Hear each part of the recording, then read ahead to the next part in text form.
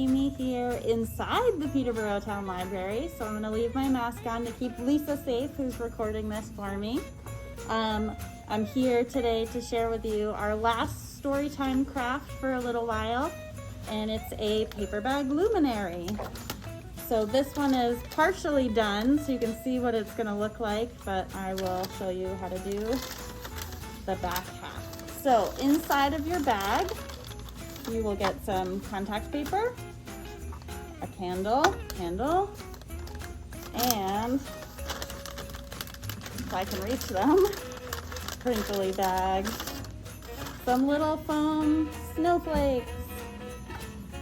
So what you do is take one piece of contact paper. You might need some help from an adult or sibling or somebody really good with sticky stuff.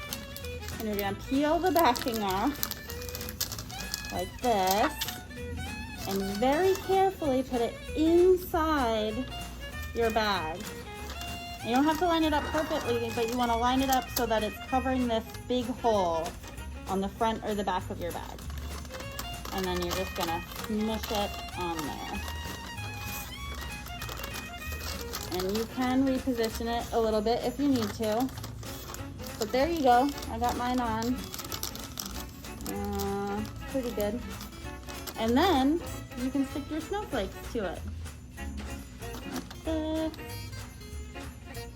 However you want. You could also stick other things if you have them at home, like sequins or beads or glitter. One of our favorite craft items. So there you go, there's my snowflakes, and I'm just gonna fold over the top of this extra contact paper like that. And then I'm gonna take my second piece and peel off the backing, if I can get it. And I'm gonna stick it to the outside of the bag so it'll hold my snowflakes in place. Just like that. Ta-da! So then you can set it outside or in a window. Put your little LED candle in. Definitely use a battery operated candle, not a real candle, because this is paper. And your luminary will glow. So that's that.